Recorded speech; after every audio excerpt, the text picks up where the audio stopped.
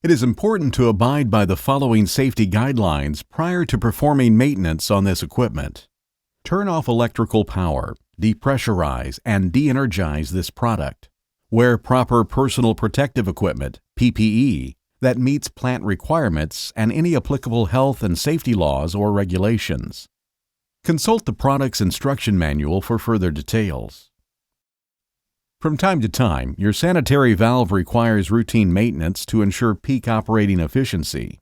This video will teach you the standard service procedures of the SPX Flow D4 double seat mix proof valve. Servicing the D4 mix proof valve will require the tools displayed here. It is important to note the use of the recommended food-grade grease in the maintenance procedures to ensure proper operation of the valve and its internal components. Use of other brands or types of grease may cause damage to internal components, resulting in a malfunctioning valve. Please refer to the operation manual for additional details on where and how to apply grease throughout the maintenance process. Prior to removal of the valve from the process line, the control unit should be removed and set aside during the maintenance procedure. Disconnect the main air supply and the air lines from the control unit to the actuator. Loosen the two clamp hex bolts with a 3 mm hex wrench at the base of the control unit. Once loose, lift the control unit off and set aside for safekeeping until the maintenance procedure is complete.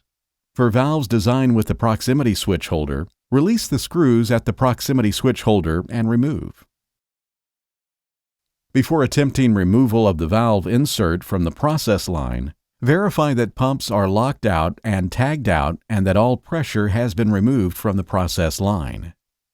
2 retaining bolts and 1 jacking bolt will be required to safely remove the valve insert from the process line. With a 13 mm wrench, remove 2 of the flange bolts on the opposite sides of the flange. In the same locations, insert the 2 longer retaining bolts until the thread is flush with the flange bottom. Note that the retaining bolts should not be threaded in all the way. Once the retaining bolts are in place, the other 2 flange bolts can be safely removed.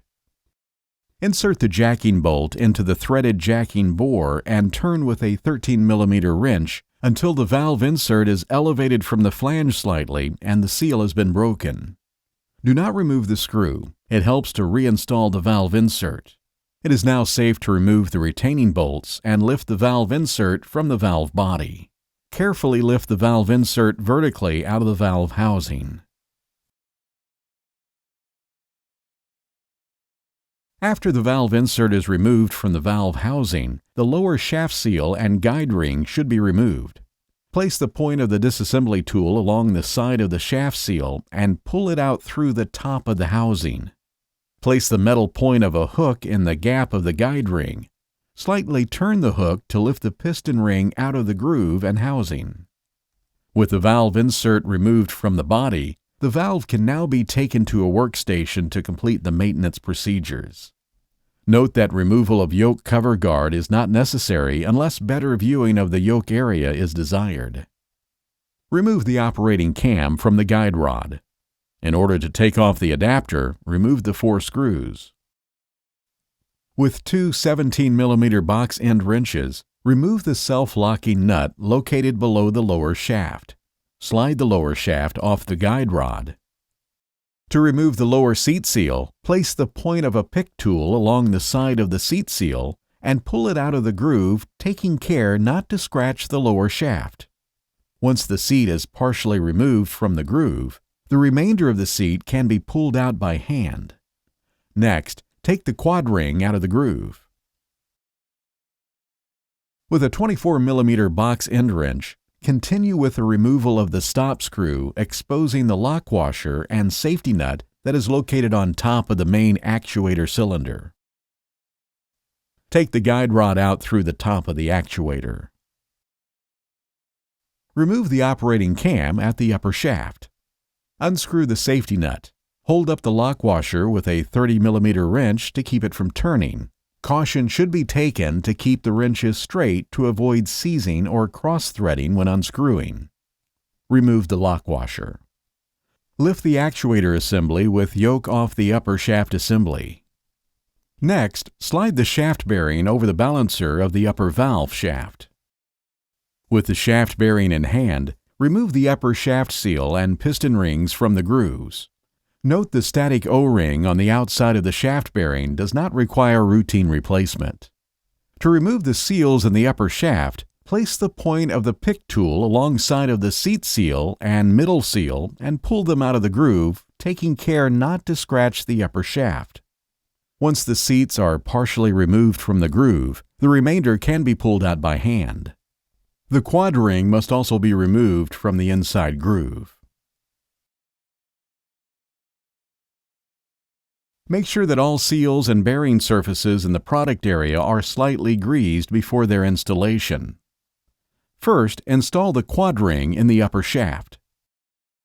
For installation of the middle seal on the upper shaft, it is recommended to use the middle seal assembly tool. First, begin by disassembling the seal assembly tool. Position the upper shaft into the tool housing and lock it into place with the mating housing piece. Place the middle seal tool housing assembly with upper shaft into a vise and secure it. Now, apply a thin layer of approved lubricant to the new middle seal and install it on the seat alignment guide ring, ensuring the proper orientation. Position the guide ring on the upper shaft, ensuring that the venting tip is positioned in the seal groove. Insert the thrust ring followed by the locking nut and thread onto the housing. Tighten the locking nut by hand or with a spanner wrench. Once tight, remove the locking nut, the thrust ring, and seat alignment guide ring. Next, remove the tool housing from the vise jaws and remove the upper shaft from the housing. Inspect the seat seal for even and proper installation. After ensuring the upper shaft seat seal groove is clean and free of debris, apply a thin layer of approved lubricant to the new seat seal. Place the upper shaft into a bench vise as shown that is fitted with a brass or aluminum cover over the jaws to protect the finish of the valve components. Install the new seat seal by guiding it into the groove at an even, inclined position all the way around the upper shaft without twisting the seal. With the aid of an assembly tool such as a screwdriver with a round edge, press the seal circumferentially into the groove. Place the assembly tool at the upper seal shoulder. To achieve an even fit of the seal, proceed step by step by, first, pressing a small part of the seal into the groove. Then, fixing the seal which was already pressed in by your finger to prevent loops. Use the assembly tool to press a short part of the seal in the finger direction. Install the seal in the groove circumferences. Continue inserting the remaining sections into the groove around the circumference. Then proceed around the circumferences of the lower seal shoulder. This is to vent the seal groove and to lock the seal shoulder. Finally, inspect the seat seal for even and proper installation. On the lower shaft, install the quad ring within the inner groove. Installing the seat seal on the lower shaft is very similar to the upper shaft. After ensuring that the lower shaft seat seal groove is clean and free of debris, place the lower shaft into a bench vise as shown that is fitted with a brass or aluminum cover over the jaws. Install the new seat seal by guiding it into the groove at an even inclined position all the way around the lower shaft without twisting the seal. With the aid of an assembly tool such as a screwdriver with round edges, press the seal circumferentially into the groove. Place the assembly tool at the upper seal shoulder. To get an even fit of the seal, proceed step by step by, first, pressing a short piece of the seal into the groove.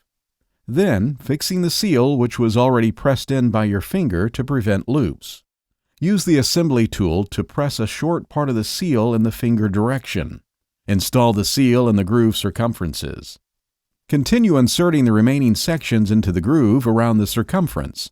Then proceed around the circumferences of the lower seal shoulder.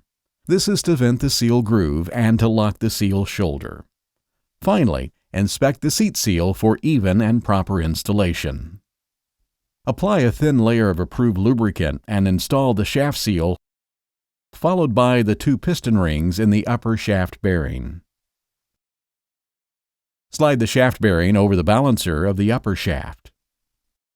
Slide the upper shaft and the shaft bearing through the yoke and actuator until all pieces are metal-to-metal hard stops. Align the key on the lock washer and slide onto the upper shaft. Apply grease to the threads on the upper shaft and then fasten the safety nut. Hold the lock washer with a 30mm wrench to keep it from turning. Tighten with a torque wrench to 40 Newton meters. Take caution that over-tightening on the safety nut could result in thread damage on the upper shaft. Screw the operating cam on the upper shaft, ensuring the proper orientation. Slide the guide rod from the top through the actuator until a hard stop is felt. Ensure the key is secure on the guide rod. Next, install the stop screw until it stops and tighten to a torque value of 10 Newton meters. Note that the stop screw must be flush with the top of the collar for the D4 non-seat lift or with the top of the piston for the D4 seat lift version. Align the keyway on the lower shaft with the key on the guide rod. Slide the lower valve shaft on the guide rod and fasten it with the safety nut. Tighten this to a torque value of 40 Newton meters. Screw the operating cam on the guide rod. Then attach the control unit adapter with the recommended orientation to align with the air fittings on the actuator. Fasten the adapter on the actuator with the 4 screws. Before the valve insert can be installed into service, install the guide ring in the lower flange of the housing using a double joint forceps or long nose pliers. Install the lower shaft seal in the lower housing flange. For the small size, we recommend using the 2 insertion tools. The valve insert is now ready to be installed back into the process pipeline. The jacking screw should be initially kept in place. Note the orientation of the valve insert and carefully lower it into the valve housing. Once the valve is in the correct position, remove the jacking bolt and install the 4 flange bolts. Tighten all bolts with a 13mm wrench. Based on production schedules, it may be beneficial to stock a spare insert with newly installed seals to expedite changeovers and minimize downtime. To reinstall the control unit, set the loose clamp around the adapter and set the control unit back in place, being sure to align the position guides. Gently push the unit down until the control base and adapter come together. Next, position and tighten the clamp to secure the unit in place. Connect the numbered air lines on the control unit to the corresponding number air fittings on the actuator. Reconnect the main air supply. Finally, check the valve position indicators to ensure proper LED feedback of the various positions and adjust the sensors as necessary. For the design with proximity switch holder, set the holder in position and fasten it with the screws. Check to see if the valve closed or valve open feedback signals appears. Reposition the proximity switch if required. Actuator repair is typically performed only when necessary and outside the routine valve maintenance already shown in this video. Seal kits for actuator maintenance are available for purchase. Check with your authorized SPX Flow sales representative for details. With a 13mm wrench, unscrew the 4 bolts and remove the yoke. Unscrew the top and bottom actuator screws with a 36mm long socket wrench. A pick tool can be used to remove the screw from the actuator. Remove the V-seals and O-rings using a pick tool. Slightly grease the O-rings and V-seals with the recommended grease for the actuator. Install the O-rings and V-seals into the actuator screws, ensuring the correct orientation of the V-seal. Place the assembly tool on the end of the piston rod and slide on the actuator screw. The tool helps prevent damage to the V-seal and eases assembly. Screw the actuator screws with a 36mm long socket wrench over the piston rod at both sides of the actuator and fasten them. Repeat these steps for both the top and bottom actuator screws. Grease the 4 bolts and reinstall the yoke onto the actuator. Following these procedures will help you properly maintain your D4 mix-proof valves to maximize operating life and maintain process integrity. To order genuine OEM replacement seal kits or tools, contact your authorized SPX Flow sales representative or visit www.spxflow/APV or www.spxflow/WCB for more information.